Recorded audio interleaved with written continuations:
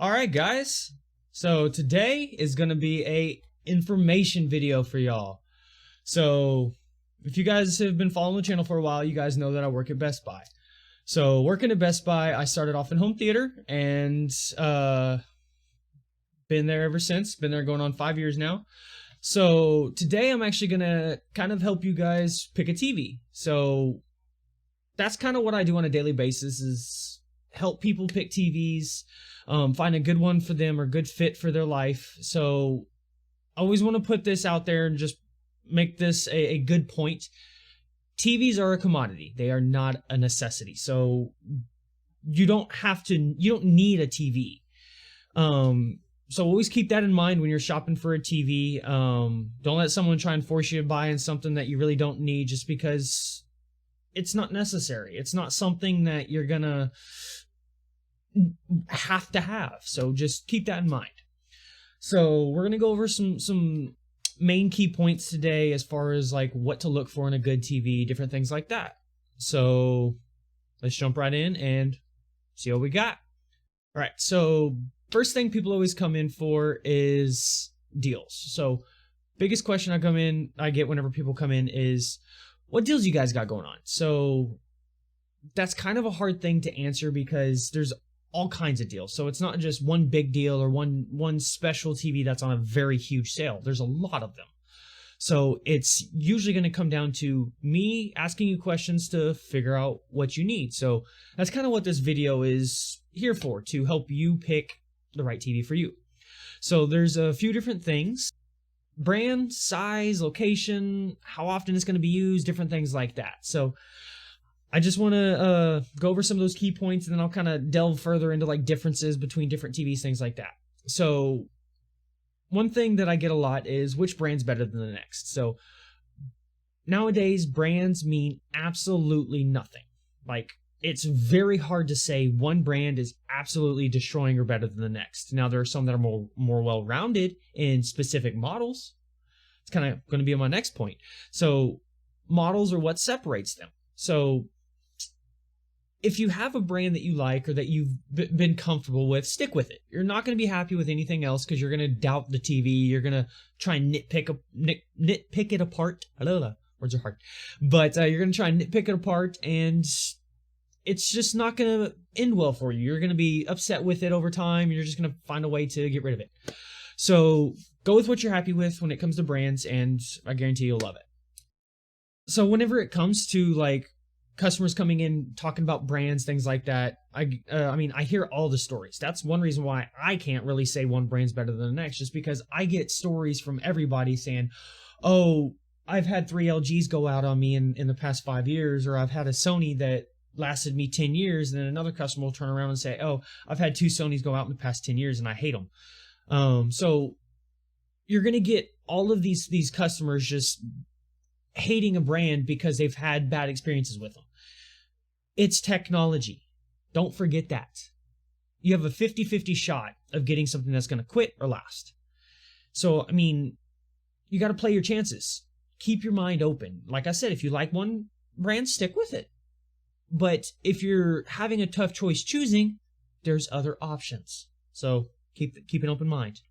All right, so that was kind of my talk on brand. Now, size. Size is something that I was taught to not ask about, but I've learned that I have to ask about it. Because I'm not going to sit there and ask you how far you sit from your TV. You sit 12 feet, but you can't fit a 65. So I have to ask you, what size TV do you think you might need? That's why measuring comes into play, where you're going to place it, different things like that. So size it plays a big role in a few different areas as far as like how clear the picture is going to be up close or far away. Now, of course, when you had a 1080p TV, you had to sit further away to get more detail. Now with 4K, that's not entirely the deal. So I mean, of course, if you get right up on it, you're going to see all the pixels. I mean, that's just how it works. But the smaller the TV, the tighter the pixels. So that's why, like, I use 24-inch monitors at 1080p, and I'm just fine with it, just because that's what I'm okay with it. That's just what I prefer. So size, of course, can play a big role. So whenever it comes to finding that size, figuring out where you're going to put it, if it's going to be mounted, if it's going to be on a TV stand, making sure your TV stand can fit it, making sure that the room you're in will look right with a TV that size. So just take into consideration all the variables that you have going on in your space to make sure that that TV fits properly, so you don't end up with a weird size TV in your small or large room. So that's a big thing to take into consideration when trying to choose one. So is this going to be your main TV? Is this going to be a TV that you're not going to use all the time? Or is this going to be a TV that just sits there and doesn't get touched? So that's a big thing to take into consideration when it comes to choosing one. So, I mean, of course, most of the time people are coming in for replacing their main living room TV, and that's the one you want to put a little bit more time into whenever it comes to research, thinking about what you're going to pay for it, things like that. But like bedrooms or dens or outside where you're not going to use it all the time or not necessarily worry about it. Now, of course, I've had instances where customers come in and it's kind of the exact opposite. Like I had a customer come in and they wanted a very, very nice TV for their bedroom. So they ended up getting a Sony X90J. So that's a really good TV. It's a $1,200 55-inch TV that he wanted for his bedroom. So, I mean, that's what he got. So, I mean, of course, just gauge where you're going to be at with it and how much you're going to use it. Another thing to take into consideration is what kind of content you're going to be watching. Are you watching HGTV? Are you gaming more? Are you watching sports or action? Because that can kind of delve into more features, more specs that you're going to want to look for in a different TV, or make sure that it has HDMI 2.1, which I'll talk about here in a minute. But making sure that the content you're going to be watching, whether it's satellite or streaming, can make a big part of what you're going to look for in choosing your TV. All right, so now we're going to get into the differences between models. So like I was saying, models are going to help determine how well that TV performs for you. If it's going to be a long-lasting TV, if it's going to be a bedroom TV, or if it's going to be a TV that you just never touch. So when it comes to the TVs, there is, of course, different models for different brands, but they all kind of follow the same scheme. So before I get into that, I do want to talk about the quality of the TV. So 4K and 8K are kind of the big things right now. Now, a lot of content streaming-wise is 4K. Almost everything streaming-wise is 4K. Now, satellite cable, those things are very slowly getting 4K. And the thing is they're probably not going to be around much longer, just because I have so many people coming in saying, I'm cutting the cord, I'm getting rid of Dish, I'm getting rid of DirecTV because they're raising the prices. I mean, they're rightfully doing so because people are leaving, but it's still wrong that they're doing that. But so 4K content is very readily available. 8K content is not readily available. Don't worry about an 8K TV. Unless you want to future-proof yourself, do not worry about it. It's not something that you're going to take full advantage of right now. Now, some of them have like these cool gimmicks where it'll upgrade 4K to full 8K, but it's still very weird on how it does it, so it's not perfect. So avoid it if you can, because there's some issues with them. So just take my word for it. Stick with 4K for right now. You'll be fine. Now, like I was saying with models, like for instance, Samsung, LG, and Sony has some kind of similarities when it comes to how they label their TVs. So like they each have a 6, 7, 8, and 9 series when it comes to like how they put their models, and then it goes into their premium stuff. So LG has their QNEDs, their OLEDs, and their nano cells. So they have 3 premium TVs behind their regular LEDs. Sony has their OLEDs, of course, and then their Master Series. Samsung has their QLEDs and now their Neo QLEDs. Vizio has their P-Series Quantum. So everybody has their own kind of like labeling scheme on how they label their brands, or not brands, their models. Goodness gracious. But it is kind of uniform across all of them whenever it comes to how you can rank them, because they each have like a similar model across all of them. Like I was saying, brands mean nothing. So kind of going back to that upscaling thing I was talking about when it comes to 4K. Upscaling is pretty cool. So what upscaling does is it actually will take missing pixels and add some in to fill the space where there's none. So it's a pretty intelligent process that happens that is going on instantaneously. So it's pretty cool. It's something I figured I'd mention just to help inform you a little bit more. Coming out of the model scheme or the labeling scheme, the most important thing in a TV is actually the processor. So if you did not have the processor, you wouldn't have a TV. That's just plain and simple. That runs the screen, the sound, the color, the brightness, the smart system, everything. So that is the most important thing. And that's one reason why, like, Sony always advertises their processor, their X1, because it is a marvel of engineering. It's actually really freaking cool. And I'll talk a little bit more about it when I start talking about some of the cool features each brand has. But yeah, the processor is extremely important. It's something that you may want to ask about. So each model in each respective brand, of course, each model will have its own special little difference between them, like refresh rate, color, types of HDR, and I'll explain that in a minute. Different things that can separate what TV is what. So when it comes to, like, say, for instance, Samsung, their TVs don't get really different up until around their QLED or their Q70, because their Q70 gets 120 hertz. And then once you get to the Q80, you get full array backlighting, and I'll kind of explain this stuff as I go.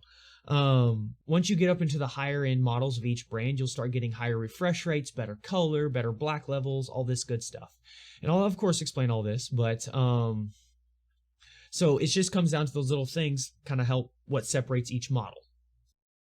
So full array is a very big one that really hardly anybody that comes in knows about. So full array backlighting is the TV having lights across the whole screen. So instead of having light strips just on the bottom and the top shining upwards and inwards or downwards towards the center of the screen to create that light and then using a diffuser to spread it, it's full array puts it across the whole screen so you can get a much brighter picture, which plays really well into contrast and HDR. So I'll explain that here in a second.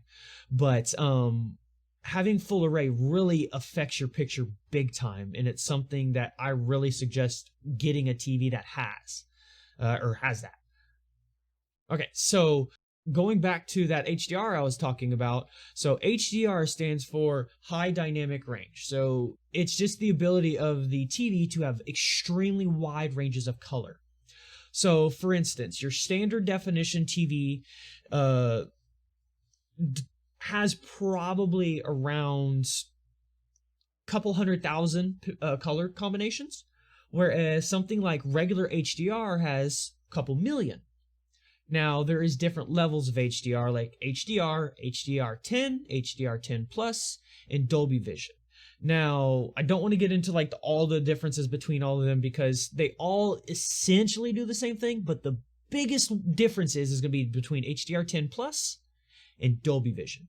So HDR10 Plus is it was the answer to Dolby Vision. So Dolby Vision gives you the brightest colors possible, the most colors possible. I'm talking billions of colors. So it covers 68 billion different color combinations, which is amazing. Whereas regular HDR10 Plus covers around 20 to 30 billion. So big jump, big jump. But that HDR really helps with contrast. So contrast is the ability for the TV's background and foreground to match. So to help each other out, to aid each other in making sure that your foreground looks good, pops out, looks 3D, looks realistic, and your background is dark or has a bunch of detail back there so you can see what's going on in the background. Like, if you guys have ever seen John Wick, I think it's the second one, where he's running through the tunnels, or Game of Thrones, you know what I'm talking about, because there was a bunch of scenes where he's down in a tunnel or they're fighting at night against the dragons, and all you see is like puffs of fire. You see him like reach into the shadows and pull out a friggin' shotgun. So it's something that is very nice to have good HDR in a TV, because it's going to aid that contrast. Your colors are going to pop, where your darks are going to be extremely dark with a bunch of detail. And that's where that full array panels come in, because with full array panels that are comprised of multiple zones, which zones are clusters of pixels that are placed all over the screen to help control the picture. So those zones with a full array TV can actually control the lighting. Then in turn, controlling your contrast with your HDR being thrown in the mix makes everything look ridiculously good. So having Dolby Vision with a full array backlit panel and good contrast ratio because of that full array backlit panel makes a very good combination. So that's something I would look for in a good TV.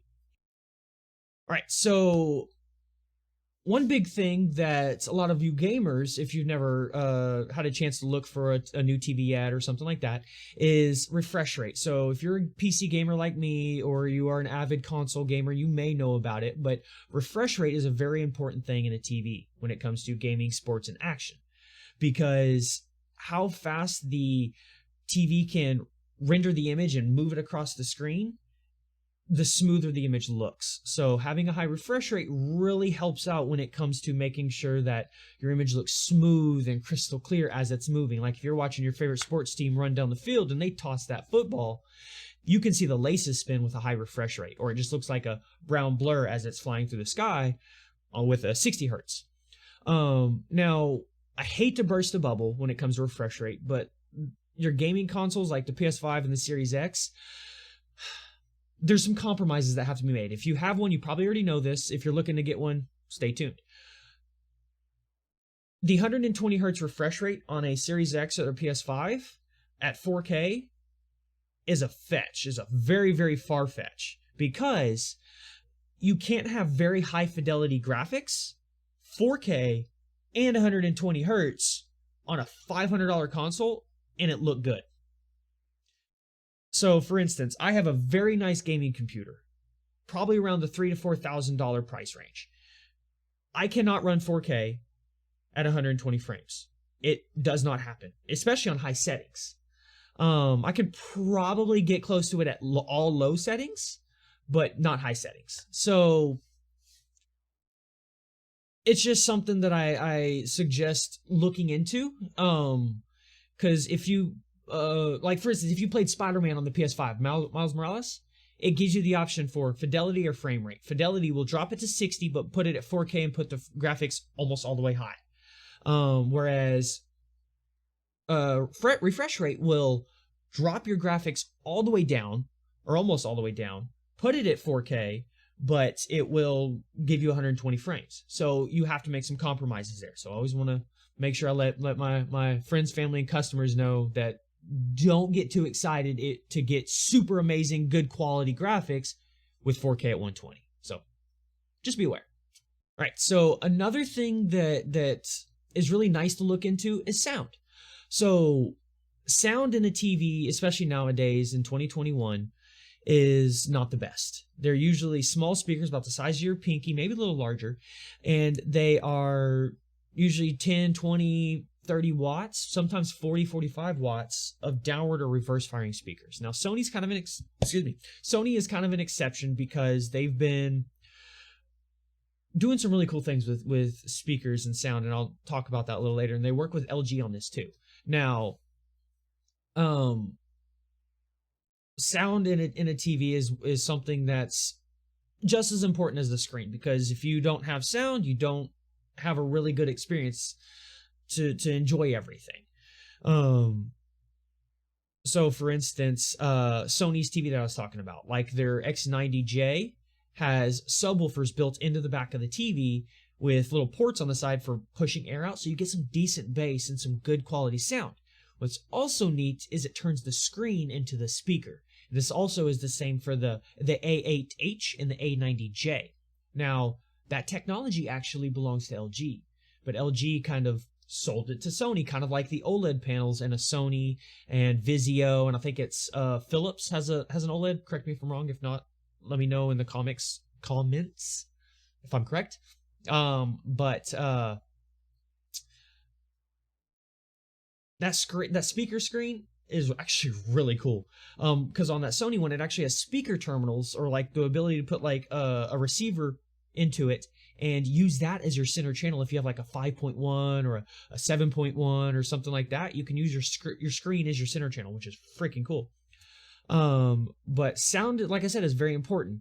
Component audio, networked audio, sound bars, whatever you choose, I recommend a sound-only company, unless you want some really neat features and to spend a little bit more.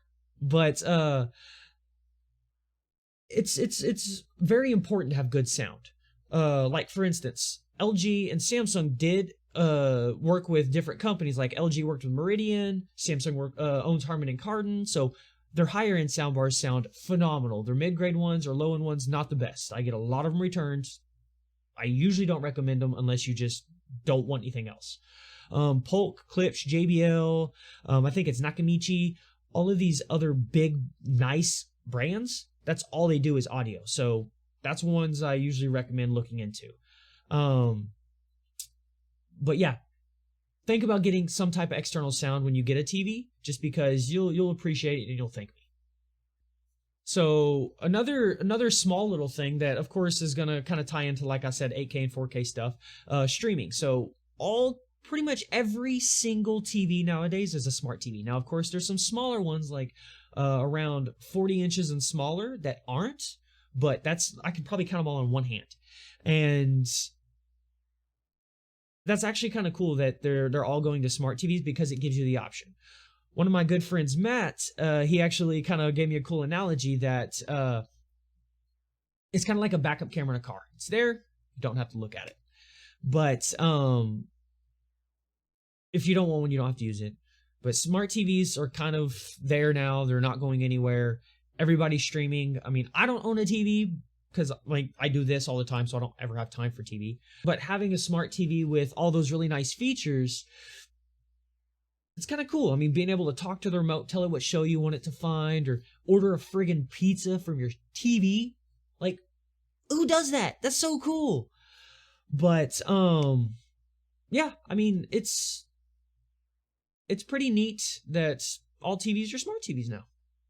All right, so we're nearing the end of the video, so I do want to throw some cool little features that all these brands kind of have that are not necessarily gimmicks, but are just pretty cool features that might help you make a good educational decision.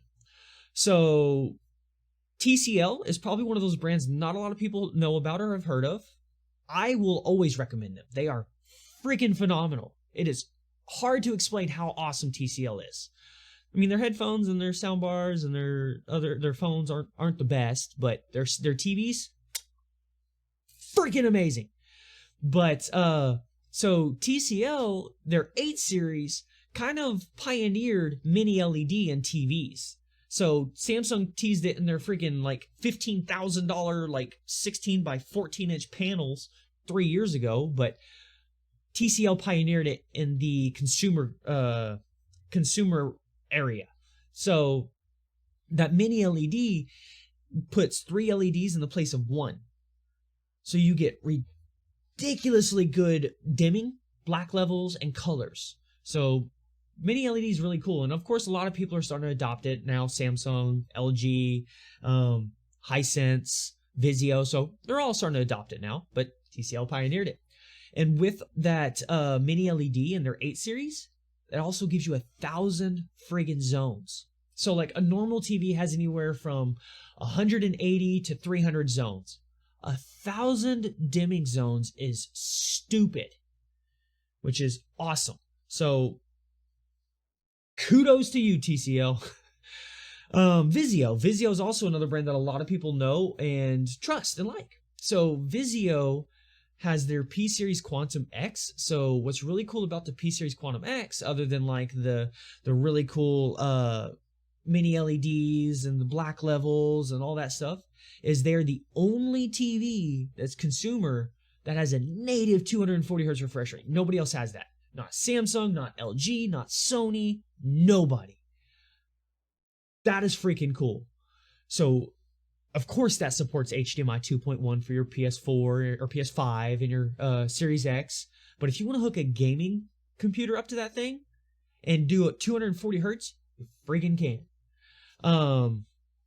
But another really neat thing that Vizio has that I've never seen before is auto black bar detection in movies. It will actually recognize when there is black bars in movies or like the 21:9 aspect ratio, which, fun fact, they do that to save money. So they don't have to edit the movie theater aspect ratio out. So they save money doing that. But it's called cinema black bar detection. It basically dims the areas beforehand so those are extra black, and it just makes everything else pop. It's kind of coming into those zones again, because I think it has around 400 zones, which is freaking cool. But yeah, that was something neat that I never knew that Vizio did. So Samsung has a couple of neat features. So they actually have a really neat feature, kind of like how Sony and LG have like their screen speakers. They have their auto sound tracking. So what it does is it tracks the sound across the screen. So if you're watching something like a football game and you hear a crack on one side, it'll actually sound like the sound's coming from the right side of the pads hitting. But if somebody tosses the ball and they get in close and you hear the thud of them catching it on the other side, it'll sound like that on the other side. So it tracks the sound around the screen and places it appropriately, which is really cool. Another neat thing with sound in Samsung is Q Symphony. So what Q Symphony does is if you have an appropriate soundbar made by Samsung, it will actually turn on the sound of the TV, turn that into a center channel, and use projected sound from the soundbar to place it around you and give you really immersive sound. And it's kind of like how it tracks the sound. It tracks it across the screen, height-wise, spatial-wise, and does it accordingly, especially with Dolby Atmos.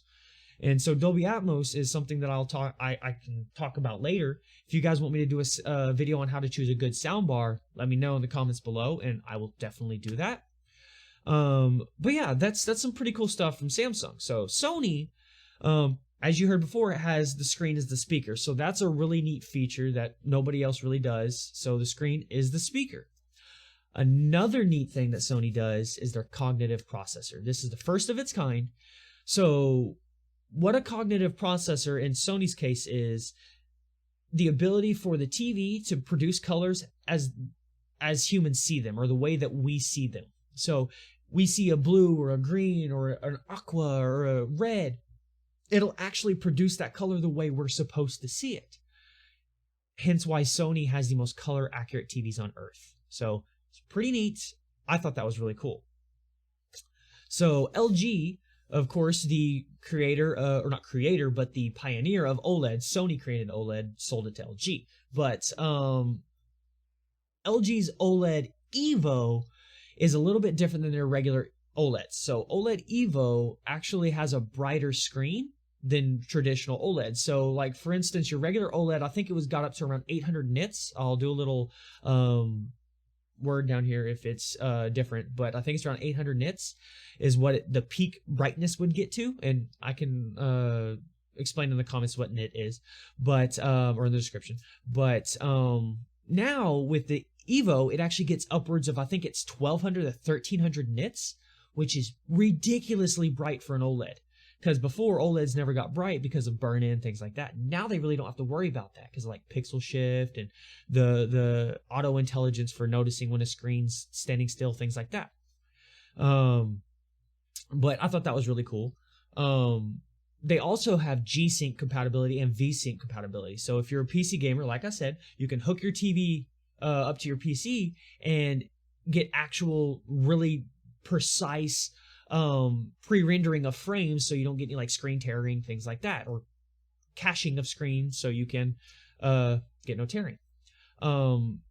Another neat thing that my boss actually is going to look into is WISA. So WISA is a wireless sound system that Klipsch kind of paired with to give you actual regular sound from like a tower speaker, big tall tower speakers that are wireless other than power cable. So it's this little dongle that you can actually buy with that work with any TV, but it originally came in OLEDs. And it still probably works the best on OLEDs because it's pretty much built right into it as far as support goes. You buy this little adapter, plug it in, and those speakers work right away. You don't have to worry about pairing them up, anything like that. So it's pretty cool. I thought that's amazing. So last brand, Hisense. These are the ones we sell the most of, but Hisense has a couple of cool things. So they, of course, like I said, have the mini LEDs. Now, they have the mini LEDs with over 2 million pixels. So with over 2 million pixels and using mini LEDs, it can get a lot of dimming zones. Now, the actual dimming zones is around, what was it, 240, I think? But having that many pixels with mini LED and that many dimming zones, Hisense is claiming OLED-like blacks. So I'm kind of curious to see that. It's in the H9G, which is their best one that they make. It's their ULED brand, I guess. But they're claiming OLED-like blacks. And now kind of tying into that is their dual panel design. So dual panel design is having two physical light panels, or not light panels, but diffusion panels to actually absorb light and diffuse it more. So it's pretty cool because it helps aid in absorbing light so you can get really deep dark blacks. So that's actually pretty cool that Hisense is doing that. All right, you guys are well equipped and ready to go out and purchase your next TV. So make sure you guys give this a thumbs up, smash that like button so I know that you guys found this useful.